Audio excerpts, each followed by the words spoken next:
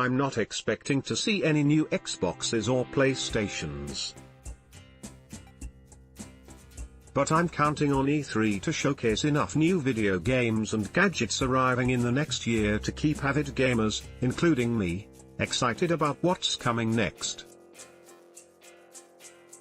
Over 65,000 people are expected to attend the Electronic Entertainment Expo in Los Angeles this week, a convention that plays host to the biggest announcements coming out of the $108 billion a year video game industry. Many of the 2.6 billion gamers around the world will be watching, as will the 15,000 excited fans who paid $249 each to attend the show. It's the second year in a row E3 is open to the public. Before then, only industry insiders and press could attend. And while having so many fans in the Los Angeles Convention Center means there will probably be plenty of long lines to play new game demos, and lots of people dressing up as their favorite game characters, that's far from the main event. The real action happens before the expo floor opens, during the press-only media days. This year, everything starts Saturday, as Electronic Arts kicks off 3 days of non-stop announcements, with news from game makers Bethesda and Ubisoft, and console makers Sony, Microsoft, and Nintendo. Microsoft's Xbox Adaptive Controller was one of the more surprising pre-E3 announcements this year.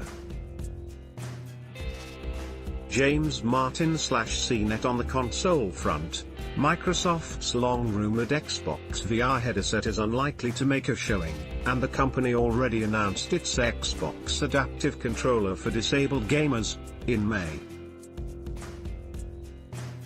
Meanwhile, Sony said it's holding off on a new PlayStation console for a few more years to prepare the next step.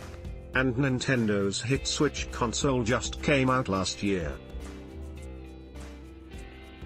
So what does that mean for E3 2018?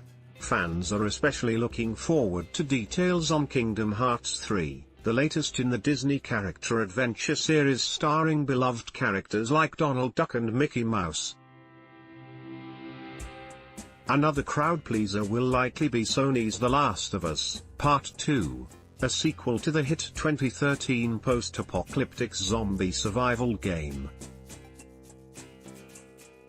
Bethesda Softworks, meanwhile, has already teased Fallout 76, the latest in its post-apocalyptic shooting series. This year, I'm expecting to get my first glimpse of gameplay from Red Dead Redemption 2, the sequel to Rockstar Games' hit 2010 Western drama. I'll be watching to see if Spider-Man from Insomnia Games can be the next character to break the curse of bad superhero video games. And I can't wait to see what Nintendo is going to do next with its hit Super Smash Bros. Fighting game series. And those are just the games we know about. Rumors are swirling around a new Halo space shooting epic from Microsoft, and that the hit Battle Royale game Fortnite will be coming to Nintendo Switch. Now playing, watch this, E3 2018 preview after the media days, the convention center opens.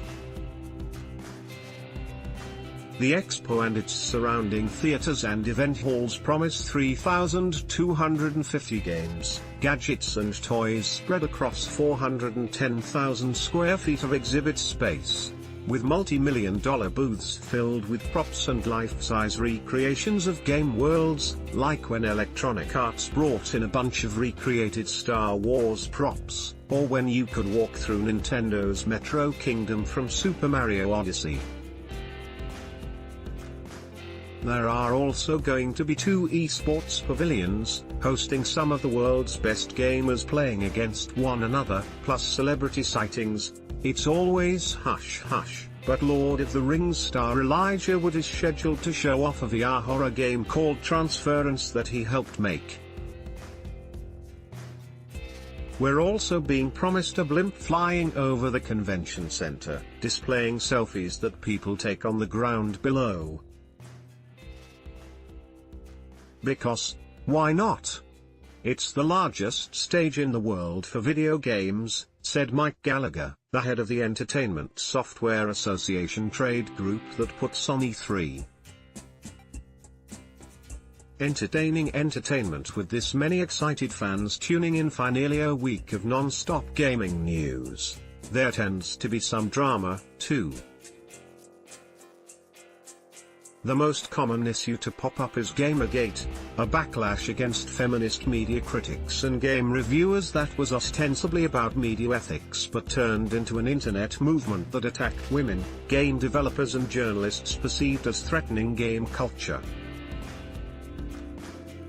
Though it largely fizzled out a few years ago, flare-ups still happen.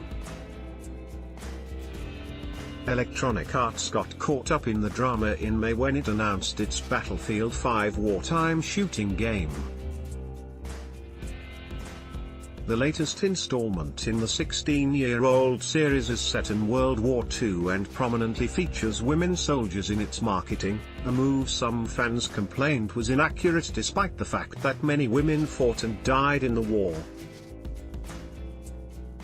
Even so, cultural battles likely won't steal too much attention away from the larger show, which in the past 2 years shifted from being an industry-only event to a fan event. There will be esports competitions and a festival devoted to Fortnite. There'll be t-shirts, toys and tchotchkes celebrating games, too.